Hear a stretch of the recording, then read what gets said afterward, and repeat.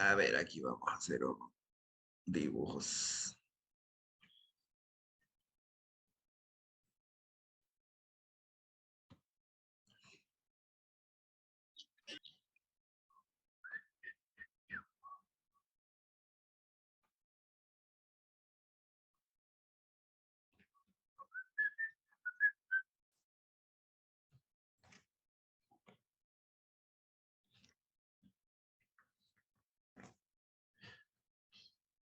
Bien, eh,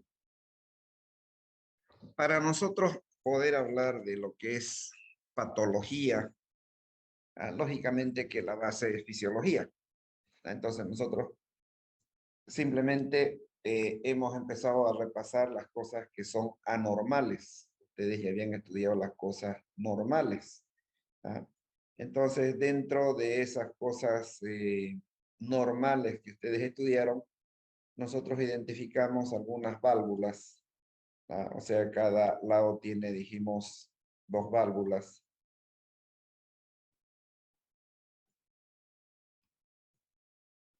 Este va a ser un corazón cuadrado. ¿Ah? Entonces tenemos la válvula tricúspide al lado derecho y la válvula pulmonar. ¿Sí? Y al lado izquierdo tenemos la válvula bicúspide o mitral y la válvula aorta. ¿Ah? Entonces, así funciona el corazón. La sangre, hemos dicho que llega a la aurícula derecha. ¿Sí? De ahí pasa por la válvula tricúspide al ventrículo derecho. Y el ventrículo derecho lo impulsa a través de la válvula pulmonar hacia los pulmones. ¿Sí?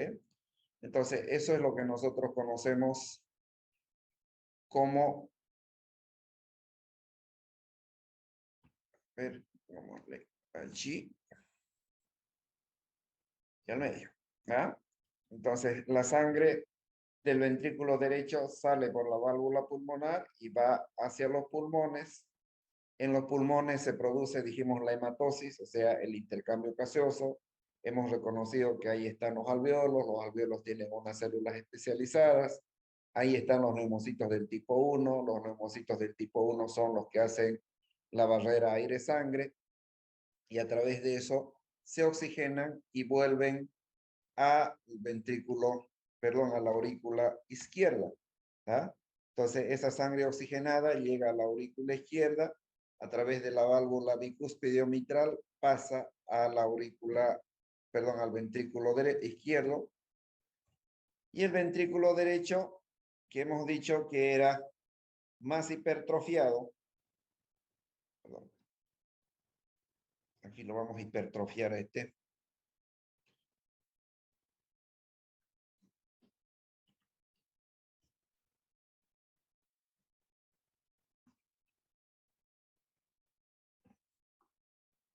¿Ya? El ventrículo izquierdo, que es más hipertrofiado, o sea, en otras palabras, más grueso, más potente, impulsa la sangre, o sea, aquí está el vértice del ventrículo izquierdo, impulsa la sangre a través de la válvula aorta al resto del organismo. Eso conocemos como circulación mayor. ¿Ah? Entonces, por eso hablábamos un principio que son dos corazones, o sea, en una sola bolsa hay dos corazones que cumplen funciones totalmente diferentes. El ventrículo derecho, ¿cuál es su función? Mandar sangre sin oxígeno a los pulmones para que se oxigene. ¿Ah? ¿Y cuál es la función del ventrículo izquierdo? Mandar la sangre oxigenada al resto del organismo. A la primera hemos dicho que lo vamos a conocer como circulación menor y a la segunda como circulación mayor. ¿Ah? Reconocimos también que estos compartimentos se van rellenando, ¿ah?, en diferentes etapas, ¿ah?, en diferentes ciclos. Si bien nosotros conocemos como ciclos la sístole y la diástole, pero hemos visto también que para preservar el funcionamiento de este corazón, nosotros llenamos en dos etapas, vaciamos en dos etapas, pero hay una etapa intermedia que el corazón se relaja. ¿Ah? Entonces, cuando se abre esta válvula tricúspide, ¿verdad? Esta válvula tricúspide cuando se abre, aquí después, ¿no? Lo hace en 2 ciclos, o sea que el llenado del ventrículo derecho se hace en 2 ciclos. ¿Ah? Un llenado rápido, o sea que esa válvula se abre, dijimos, y la sangre venía hasta más o menos un poco más de la mitad. ¿Ah? Entonces, eso es lo que pasa en el... Vaya, hombre. ¿Ah? Eso es lo que pasa en un primer ciclo, o sea, en el llenado rápido. ¿Ah? Entonces, otra vez se cierra la válvula, ¿ah? Se relaja y se abre para que el resto de la sangre que está en la aurícula derecha definitivamente pase y rellene el ventrículo derecho. ¿Ah? Entonces, en 2 ciclos se llena esto. Lo mismo pasa el vaciado, se va a vaciar en 2 ciclos. ¿Ah? Entonces, en una primera instancia, esa misma cantidad de sangre va a ir a los pulmones y en una segunda instancia se va a vaciar el ventrículo para dar lugar al nuevo llenado. ¿Ah? Entonces, ¿qué pasaría si nosotros lo llenamos en un solo ciclo? Correríamos el riesgo de que el miocardio se nos rompa. ¿Ah? Entonces, eso permite que el corazón funcione desde el momento, desde la etapa embrionaria hasta que la persona o el animal se muere. En el caso de los humanos, hay gente que vive 110 años, 120 años. ¿Ah? Creo que la más longeva en este momento tiene 120 años. Entonces, imagínense ese corazón, estén durmiendo, estén haciendo ejercicios, estén haciendo cualquier cosa, ese corazón está funcionando. ¿Ah? Lógicamente que a partir de eso ya nosotros empezamos a identificar algunas patologías. ¿Sí? Ahora, cuando hablamos de patologías, ¿de qué patologías hemos venido hablando? Primero hablamos de una disminución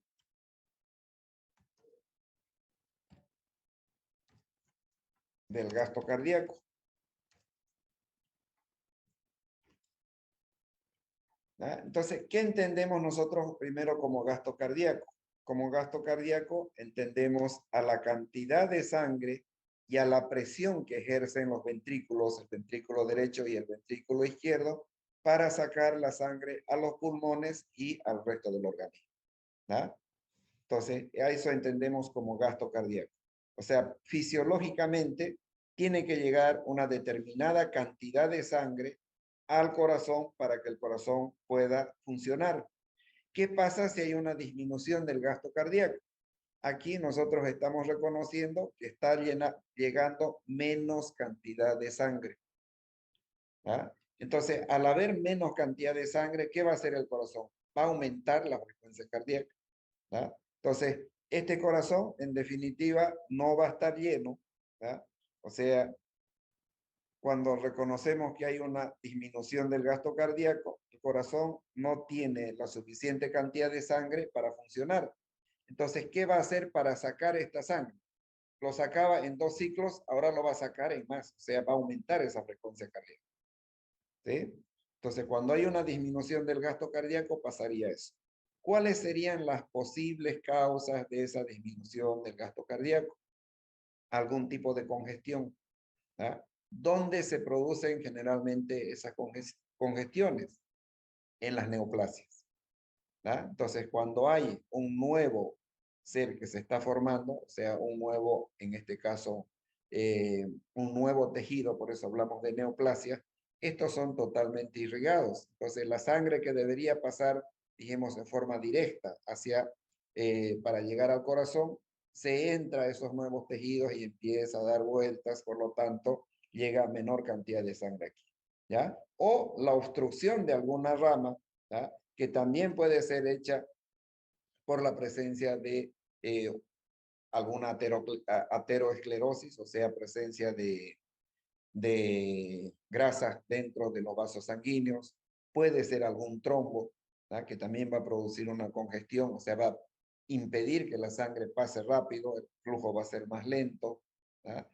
O la presencia de una neoplasia que pueda presionar algún vaso sanguíneo y eso va a hacer también que la sangre tome otro camino y nosotros podamos detectar una disminución de ese gasto cardíaco. ¿Ya? en qué otras patologías podríamos pensar? En algunas pérdidas de sangre crónicas, principalmente en el tubo digestivo. Entonces podemos tener algún tipo de úlcera sangrante que constantemente estamos perdiendo. ¿Qué hace el organismo en estos casos? Repone, ¿ya? Repone esa cantidad de líquido circulante, pero llega un momento en un caso crónico que la médula ósea y el vaso, que son los encargados de hacer esa reposición, puede llegar el momento en que van a parar de hacer esa función y lógicamente vamos a tener menos sangre que llegue a la aurícula derecha desde el resto del organismo. ¿Ah? Entonces, todas esas cosas nosotros vamos a ir identificándolas. Eh, ¿Qué produciría una disminución del gasto cardíaco? En este caso, produciría primero un aumento, o sea, una situación muy similar a la que nosotros observamos en el ventrículo izquierdo. O sea, definitivamente observaríamos una dilatación, en este caso del ventrículo derecho. ¿Ya? Ahí es donde decimos que hay un corazón de pavo, un corazón redondo. Entonces, fisiológicamente debía estar hipertrofiado solamente el ventrículo izquierdo. Pero cuando hay un proceso como este y se hace crónico, entonces el corazón empieza a trabajar en doble turno, como decimos, y eso va a hacer que se dilate el ventrículo derecho. ¿Ya? ¿En qué otros casos se podría dilatar el ventrículo derecho? En el caso de una estenosis de la válvula pulmonar, o sea que esta válvula se estrecha. ¿Ah? Entonces, a eso nosotros conocemos como estenosis. Entonces, esta sangre salía en dos ciclos. Entonces, ahora, ¿qué pasa? El corazón ejerce cierta presión, pero prácticamente, para ponerles un ejemplo burdo, ¿ya? Por la válvula sale como un chisguete. ¿Ya? Hay menos cantidad de sangre que está yendo a los pulmones. ¿Sí? ¿Qué pasa si esta estenosis se nos va agudizando? ¿Ya? O sea, si aquí hay mayor estenosis, así como lo estamos dibujando. ¿Ya? El peligro aquí ya, miren cómo queda esta válvula pulmonar. El peligro es que vaya a haber un problema en la válvula tricúspide. Entonces, primero el corazón va a empezar a hacer mayor fuerza, o sea, va a aumentar su frecuencia cardíaca y muy poca sangre está fluyendo hacia los pulmones. ¿Sí? ¿Cuál va a ser el peligro inminente? Que se nos fregue la válvula bicúspide, la válvula tricúspide. La válvula tricúspide debería abrirse de esta forma. ¿Ya?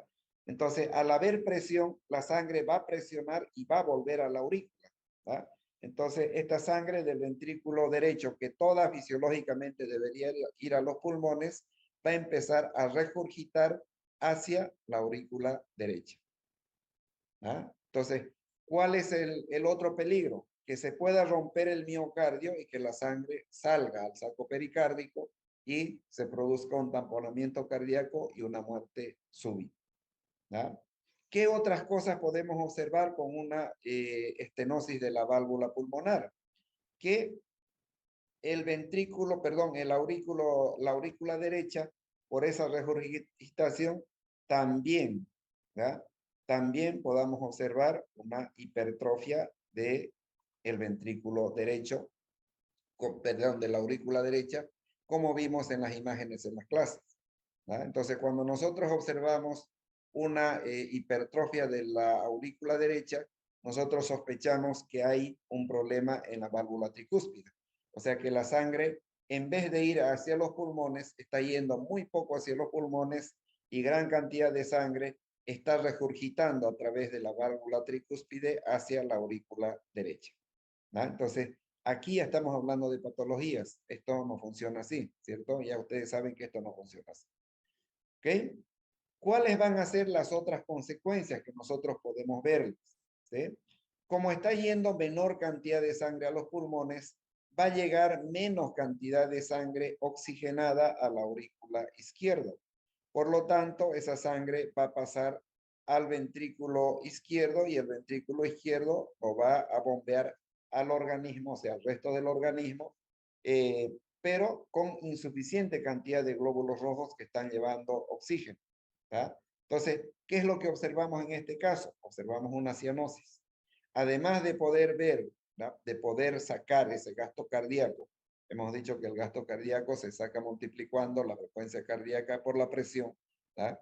En un humano, o sea, si para tomar como parámetro, debería ser 5.4 más o menos nuestro gasto cardíaco, ¿verdad? O sea, quiere decir que 5.4 litros de sangre están pasando por el corazón por minuto. Eso es lo que estamos midiendo, ¿verdad? Entonces, al disminuirse el gasto cardíaco, hay menos cantidad de glóbulos rojos que están circulando, y si nosotros lo forzamos al animal a que se pare o haga algún ejercicio, vamos a observar una cianosis. ¿Qué muestra la cianosis? Que falta oxigenación en los tejidos. ¿Ah? Entonces ahí reconocemos que hay una falla del corazón. ¿Qué otras patologías vimos? Hemos dicho que en el... No vamos a restituir su volumen a la válvula pulmonar, ¿verdad?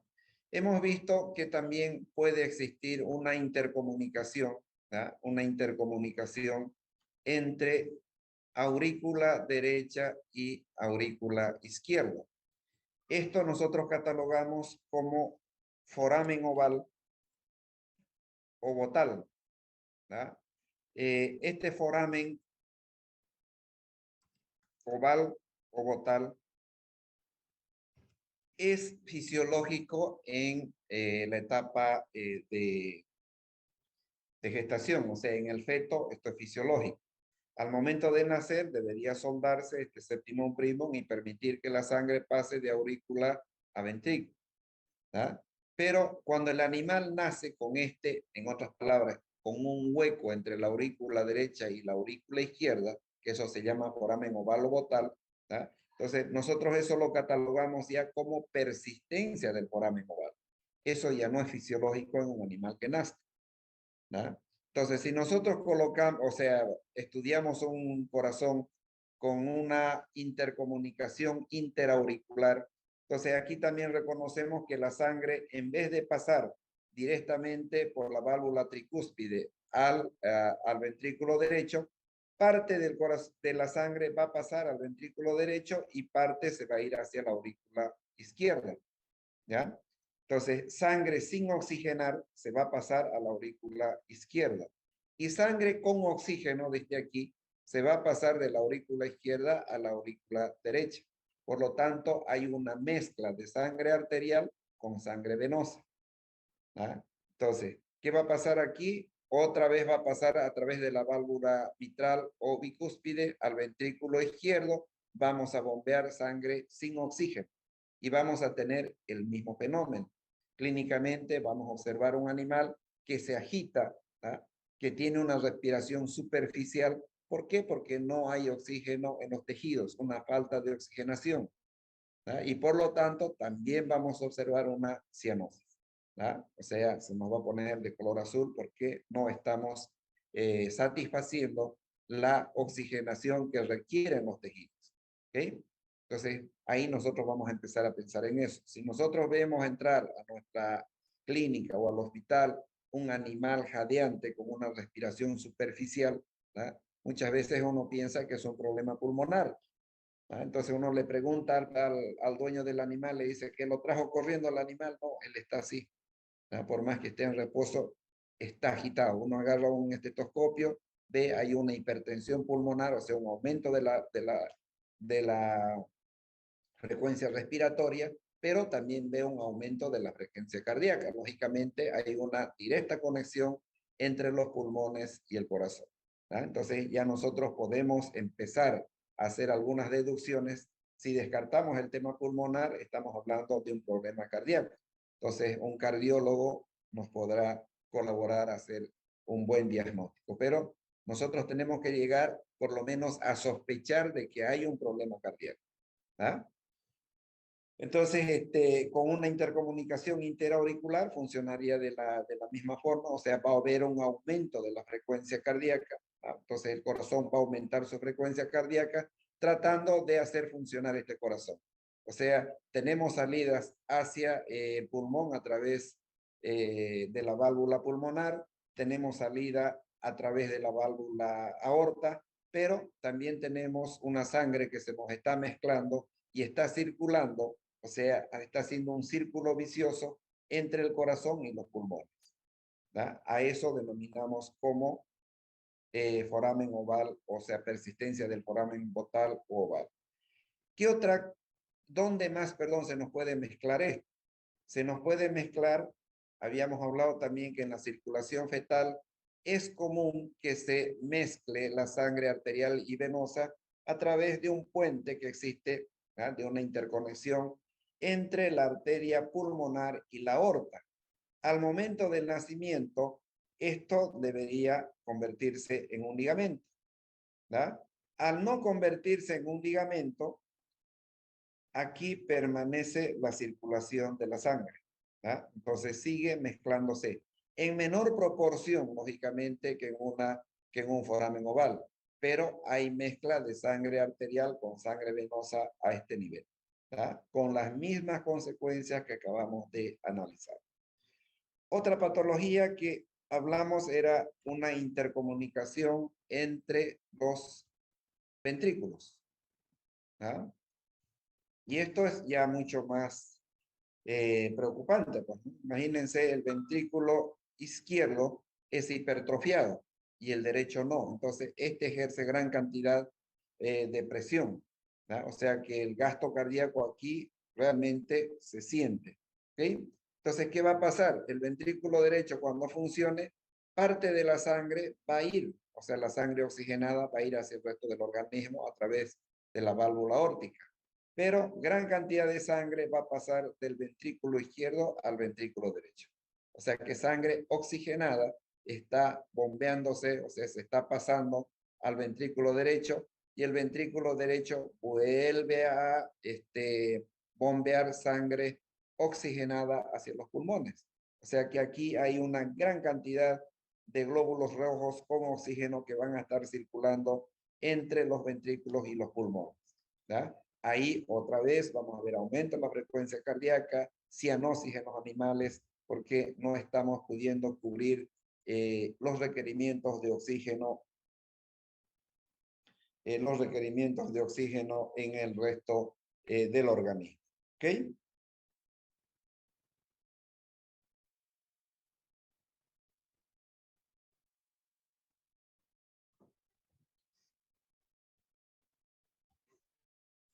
A ver, preguntas. Doctor, una pregunta. En esa intercomunicación de los ventrículos, la sangre oxigenada entonces solo quedaría entre el pulmón y el corazón, ¿no? Gran parte, pero parte también va a salir por la aurícula hacia el organismo. Pero eso no va a ser suficiente para cubrir los requerimientos de todos los sistemas, tejidos y células que tenemos.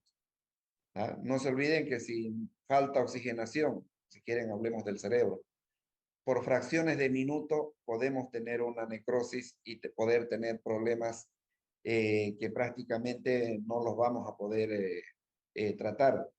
¿Da? Podemos tener lesiones irreversibles en el cerebro por una falta de oxigenación por fracciones de minuto. ¿Sí? Entonces, la oxigenación aquí es muy importante, y no solamente para la sobrevivencia de los tejidos o de las células, ¿da? Sino también para mantener un equilibrio en la flora que tenemos en el organismo.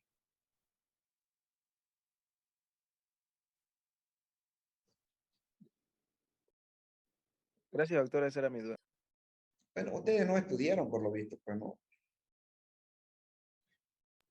Eh, e- Esa intercomunicación de los ventrículos no la tenía en mis apuntes, por eso pregunté. Ah, no, no le estoy diciendo, no, que no estudiaron. Estoy hablando por el resto de sus compañeros que no preguntan nada, o se han ido a almorzar o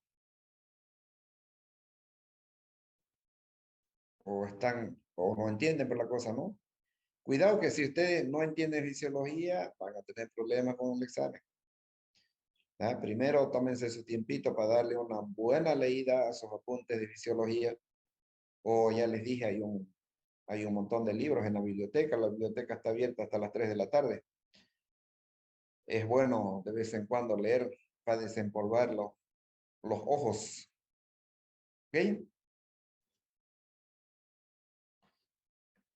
Bueno, después hablamos de algunas otras patologías que son más sencillas.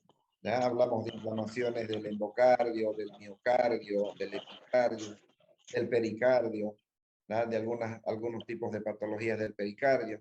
Ya entendimos que nosotros tenemos un saco que cubre el corazón que se llama pericardio. ¿Ya? Y lo vamos a dibujar aquí.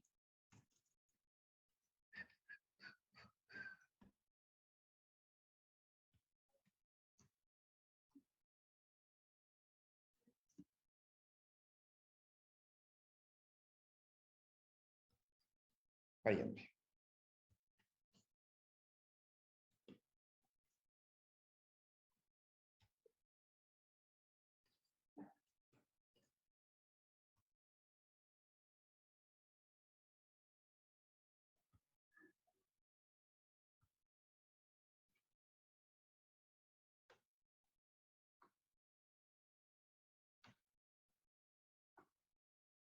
¿Ya? Entonces, más o menos así lo tendríamos al pericardio, con este colorcito.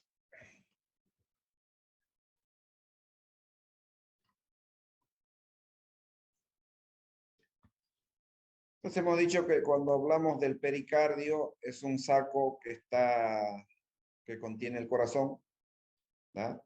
En él encontramos una pequeña cantidad de líquido seroso, que eso le permite funcionar al corazón, ¿verdad? Prácticamente eso hace como un lubricante. Entonces, esta es la estructura del corazón, pero tenemos un saco como este que tiene una pequeña cantidad de líquido seroso. Eso es fisiológicamente hablando. Ahora, ¿qué pasa cuando hablamos de patologías del pericardio? Dentro de este saco podemos encontrar más cantidad de agua, en ese caso nosotros lo denominamos como hidropericardio. Eso es por problemas generalmente se lo relaciona a veces cuando los animales suben de una altura de 200 metros, 300 metros a 5.000 o 6.000, hay cambio de presiones y encontramos un edema, no solamente en el pericardio, sino también en los pulmones y algunos otros órganos. ¿Ah? Entonces, todo aumento de líquido, o sea, en este caso agua, nosotros lo vamos a catalogar como un hidropericardio. ¿Ah? Pero también puede existir pus, o sea, cuando hablamos de pus reconocemos que hay una bacteria piógenes que está produciendo material purulento. Esto generalmente puede llegar a través de una septicemia, de un proceso septicémico, y hemos hablado también que en los rumiantes puede haber una pericarditis traumática. ¿verdad? Esa pericarditis traumática, por la relación que tiene con el rumen, puede haber algún objeto punzocortante que el animal se traga. ¿verdad? Entonces, en ese proceso de rumia va a fenestrar el pericardio y al ser contaminado, ahí van a aparecer algunas bacterias que van a empezar a producir material purulento y nos va a terminar matando el animal también por una septicemia. ¿verdad? O puede ser que ya sea la aorta o la pulmonar, o sea, a este nivel, ¿verdad? A este nivel la pulmonar o a este nivel la aorta, o definitivamente la ruptura del miocardio, puede hacer que salga sangre y se llene el saco pericardio. A eso nosotros reconocimos como un tamponamiento cardíaco. ¿no? Ese tamponamiento cardíaco produciría la muerte súbita con cese de las funciones del sistema nervioso central. ¿no? ¿Qué pasa si se rompen las arterias? Principalmente esto por una arteriosclerosis. Hablamos claro que la arteriosclerosis no era otra cosa que la calcificación de las arterias. Esto los vuelve frágiles y se pueden romper. Si la ruptura se produce fuera del saco pericárdico, la sangre va a fluir hacia el tórax. Entonces, ese cuadro lo conoceríamos como hemotórax. ¿tá? Lo mismo va a causar la muerte del animal. ¿tá? Aquí, parte de la muerte del animal va a ser por una pérdida aguda de sangre, o sea, por una anemia. ¿tá? Y parte también va a ser porque va a haber presión en los pulmones y en el corazón por esa salida de sangre y va a terminar matando el animal. ¿sí? No es tan súbita como la muerte por una por un tamponamiento cardíaco. En estos casos el animal puede tardar en morir algunos minutos, ¿no? Pero eso definitivamente también va a causar la muerte del animal. ¿Ok?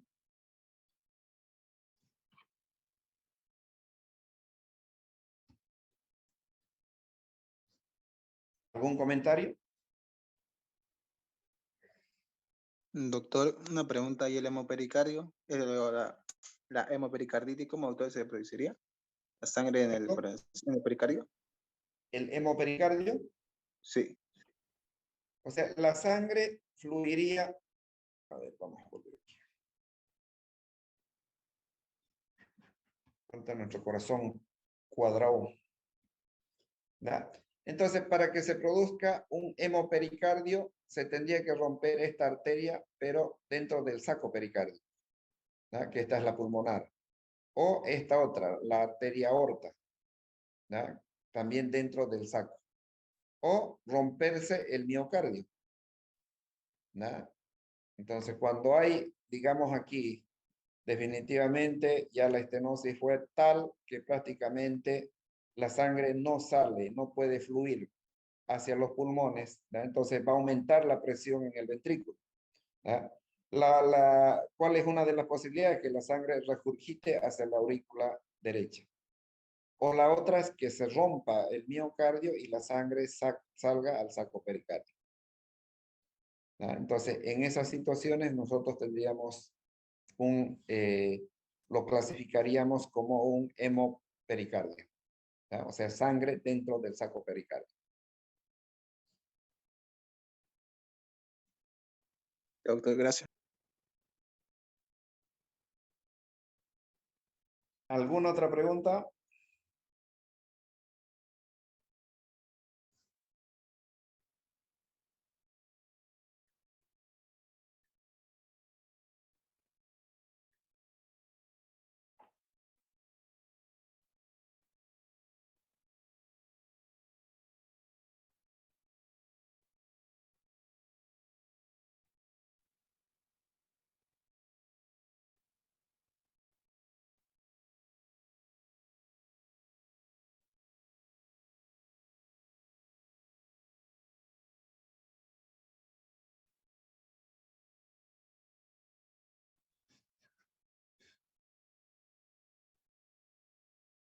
¿Algo más?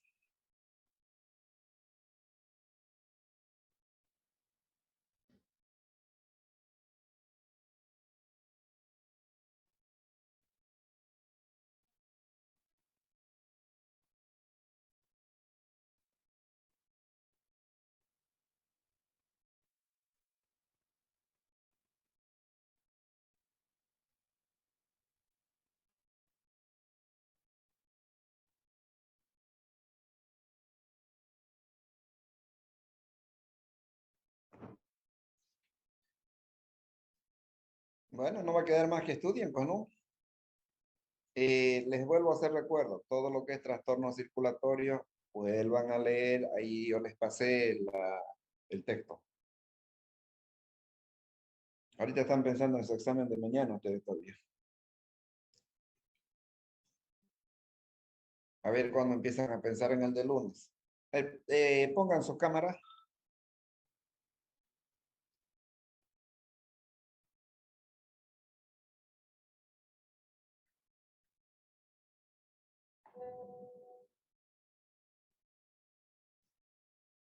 Con razón, pues no hay muchos, ¿no? Ah, se han conectado y se han ido. A eso era el silencio. Ahí va la primera. ¡Ja! Uno en esta cámara. Ay, caramba.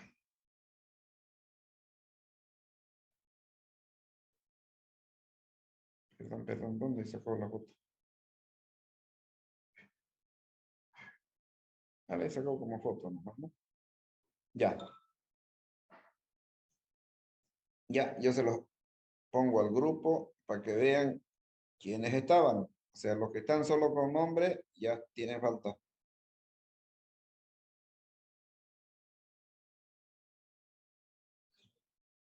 Con razón yo hablaba y sentía que no había nadie al otro lado. Listo, ya está en el grupo, los asistentes. Bien, ahí quedemos, hijo. Bye, ahí quedemos, jóvenes. Gracias, ¿Listo? doctor. Hasta luego. Nos vemos el lunes en el examen. Hasta luego, doctor. Chao, chao.